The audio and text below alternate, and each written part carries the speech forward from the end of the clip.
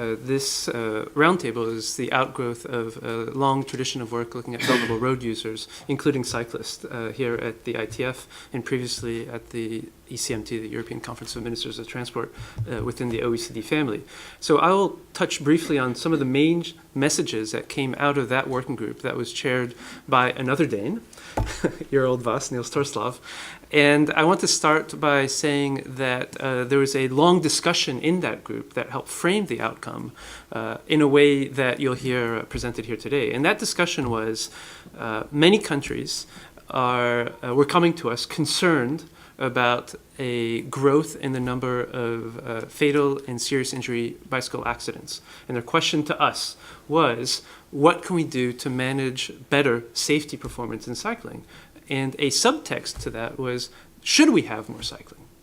And that seemed an odd question to our chair. It probably seems an odd question to many of you, but it is a real concern when you look at the safety performance of cycling in areas where not a lot has been made to make it safer, that governments may be asking themselves, should we be promoting this mode of transport and promoting mixing vulnerable road users with heavy, large, fast vehicles? That was the starting point of our discussions.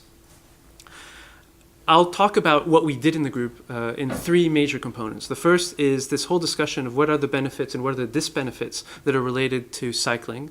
To talk a bit about how the group felt cycling safety was being addressed and what tools and what better information it needed to make a judgment on whether safety was improving or not improving. And then very briefly to touch on some of the policy measures that the group felt were important, including those that increase the perceived safety, not just the real safety, but the perceived safety of cycling. And that's because it loops back into the benefits and disbenefits discussion that I'll present now. Clearly, in a group chaired by a Dane with a wide representation of people who are working on cycling in a number of different countries, the benefits of cycling were relatively obvious. And when we looked at the numbers, we could see that for many of the trips that people take in urban areas, in some concentrated urban cores of rural areas, cycling is is fast and it's flexible. Many of the trips we take, even those that are trip chained into longer trip patterns, can be made by cycling, potentially. It's also quite practical. Around the world, people use the bicycle as a way to get around in some conditions that may be difficult or more expensive to get around using public transport or cars. And it's hyper reliable. You can plan your day around cycling trips in a way that you cannot plan your day around most other modes of transport due to congestion effects and due to the performance breakdown that you might see in public transport systems that may, depending on the level of funding and the level of maintenance, see these quite often. Fast and flexible, practical and reliable. But is it safe? That was the question. Remember, going back to what we were talking about. And here, the group felt it was important to make a distinction when we talk about safety. Because if we're talking about safety, we're talking about the negative incidence of crashes on the human body. That's a health impact. It's bad health to be in a crash. It worsens your health. The group felt we couldn't stop the discussion right there at this one component of health, but we had to look more holistically at what are the overall health benefits and disbenefits of engaging in this activity in cities as a mode of transport. And so starting with only the crash or focusing only on the crash risk and the incidence of crashes was felt incomplete, as an incomplete strategy to look at the overall health impacts of cycling. And so, although I'll focus a bit on the crash numbers here, what you'll see later is that we broadened that and we looked at three vectors for having cycling impact health. One is crash, the second one is the exposure to air pollution, and the third is the health benefit or disbenefit from active travel, from physical activity. So that was our starting point. We cannot look at bicycle safety if we're concerned about health, only looking at the crash risk. And what we found is, of course, for cycling, the crash risk is high, and it's often due to the potential or negative impact of crashes with heavier vehicles, cars in particular. We see the relative risk of death per kilometer bicycle versus car in a number of countries. There's a wide range of performance in this area. This is risk of severe or fatal crashes compared to cars. We see in some of the papers today the different levels of risk for fatal and serious injury crashes across a number of our countries. And we see the performance is quite variable. But car collisions factor mainly as one of the most important components of serious and fatal injuries. But they're not the only component. When we looked at our work, we realized that we have to look at other motor vehicles and trucks, lorries in particular, because in some countries, the participation of a heavy vehicle in a fatal or serious injury crash can be quite significant. There are data issues here, and part of that I'll touch on later, but it is something that is worth specific attention, especially for many cities, as Copenhagen, as London, who have had a series of very difficult to manage fatal crashes relating to truck and bicycle crashes. But not just interactions with vehicles. We have to think about also self-crash scenarios. And that seems, when we look not only at the serious and fatal injuries, but at the overall number of injuries, to be quite important, up to almost 90% in Flanders and in Brussels. In Belgium, generally almost 70%. In the Netherlands, about 3/4 of all crashes, all injury crashes, are people riding into things or riding off the road only involving themselves in the crash. And although that is maybe less of an important factor when we look at fatalities and when we look at serious injuries, we can't discount the fact that a lot of less severe injuries also have an economic incidence. And that has to be part of the safety policy when we think about how to make cycling more attractive and safer. Elderly cyclists, this was one other area that came up in our review of cycling statistics, such as we had them available to us. And because of a number of factors, reduced reaction times, increased fragility, increased brittleness of their bodies. My body, I'm 50 years old now, so I'm probably entering this elderly part of the population, is an important factor in trying to assess how do we take into account the health or crash risk for elderly cyclists was one important component of the overall safety policy. Related to that, and I'm glad we're talking about electric bicycles here today, was another subtext, which was looking at the uptake of e-bikes. At least at that time, it seemed to us that the numbers were indicating that more older cyclists were starting to use e-bikes. And many cyclists who had come back to cycling, who had started cycling at an older age, were those using e-bikes. E-bikes that, at least in Europe, can go up to 25 kilometers an hour. And so we felt there was something there to look at in terms of what are going to be the health and safety impacts of the use of this particular type of vehicle. And I'm glad to see that some of the initial research says that maybe our fears weren't as well founded, but that's something that I think is a continuing research topic. We also looked at how the risk was spread across the different parts of infrastructure that cyclists traverse. And this is purely anecdotal. It's my trip from my house to the train station. It takes 13 minutes. 11% of that time is in a junction. I've checked some other figures, and that's about representative of the amount of time that cyclists spend traversing junctions. But when we look at statistics where serious injury crashes take place, we see that they are overrepresented. 29% of all fatal crashes in the EU take place in junctions, almost 40% in Korea, and a similar number in the USA. So clearly there is a focus here that has to be looking at where is the actual crash risk greatest in the daily activity of cyclists. Junctions, I'm not saying anything new to those of you who have looked at this, is one clear area where we have to be better. When we looked at the spread of crashes over the course of the year, and then later over the course of the week, here across the top axis you see the time of day from midnight to midnight, and going down the y-axis the month of the year, we see that the safety performance of cycling is not uniform over the course of the year. We see a clear twilight effect, that's the rightward focusing arrow. We see an increase in the incidence of cycling crashes and fatal cycling crashes in the summer. And we see an incidence in summer mornings and winter evenings. When we look at the weekly impacts, we see also that there is bunching, especially on weekend evenings, in terms of fatal crashes, at least here in the EU. I point that out because of two things. One, that the issue of conspicuity, that is the ability to see cyclists, is something that is worth thinking about when we look at safety policy.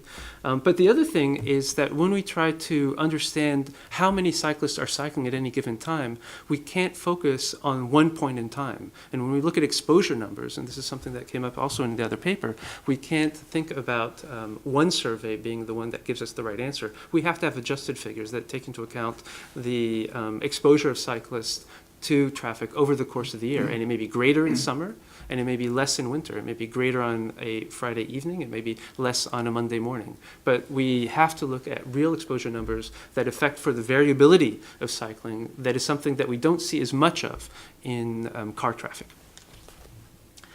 Air pollution, when we looked at the detailed information and some of the papers that were actually written by groups, people representing groups here, we saw that because cyclists are exposed to, in fact, air pollution in traffic, less so than car occupants, but because they breathe more heavily, the final deposition in their lungs was greater. And so there is this impact on health of cycling in traffic, and it has to be accounted for when we look at the overall health benefits.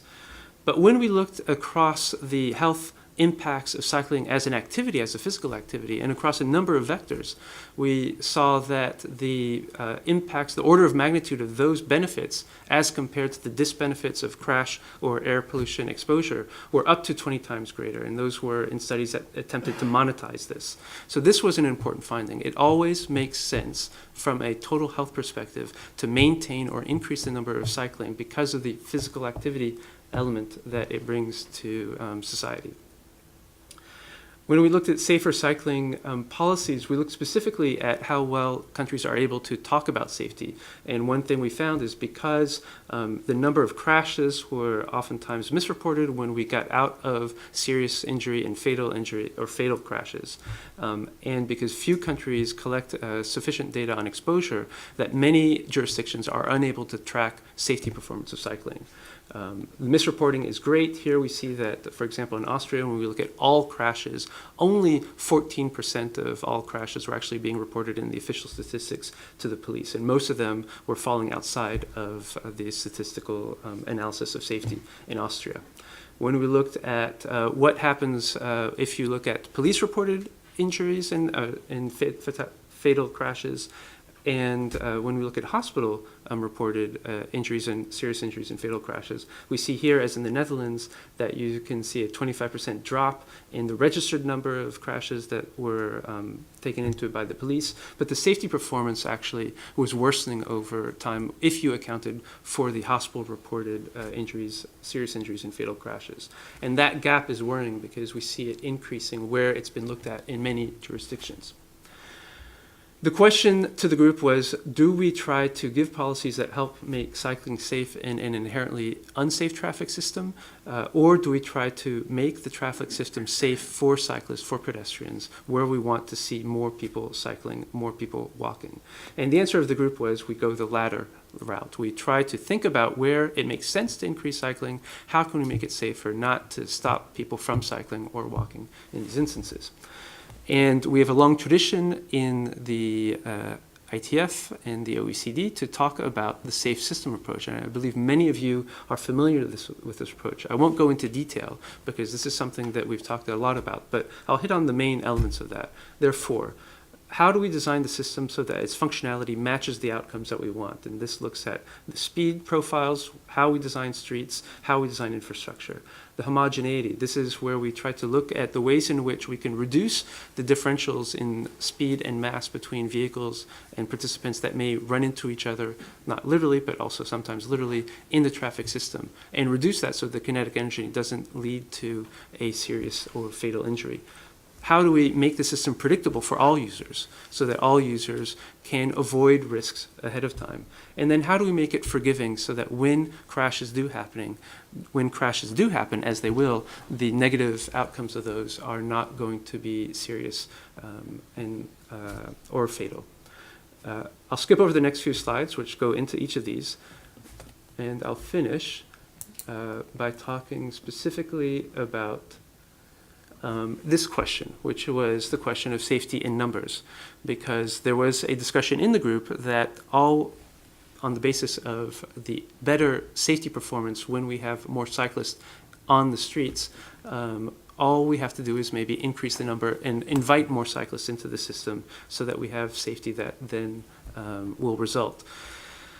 That is a long discussion about the safety in numbers effect that we could not have in the group, but the one point that we did indicate is that where there are increases in cyclist numbers and safety, the causality was uncertain.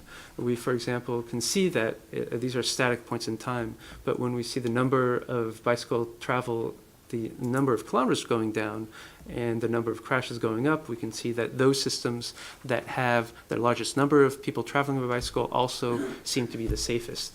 But when we looked into more disaggregate information around the cycling environment, we saw that here, as in Copenhagen, even though cyclist serious injuries and fatalities are going down per kilometer, bicycle kilometer travels go up during the weekend. At the same time, there's a serious investment in more cycling infrastructure. So is it cycling, is it safety in numbers, or are there numbers of people coming to cycling because the system is safe?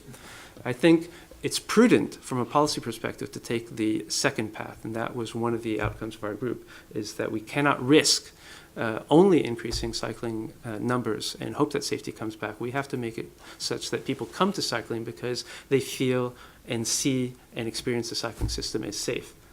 And this is why in a number of cities that have high quality cycling networks, Copenhagen, most of the cities in the Netherlands, we see this safety dividend, if you will. And finally, this question of perceived safety, because coming back to what we said about the overall health impacts, we would like to see, where it makes sense, more people cycling because of the health benefits. But we know that to make more people cycle, especially those that do not cycle now, many people who are older who are coming back into cycling, who may never have cycled, different populations who are coming into countries that have a stronger or are building up their cycling infrastructure, that we have to invite them into a system that they feel is safe. The issue of perceived safety is something that we hadn't expected to work on, but it is, in the end, something that we really focus our key messages on.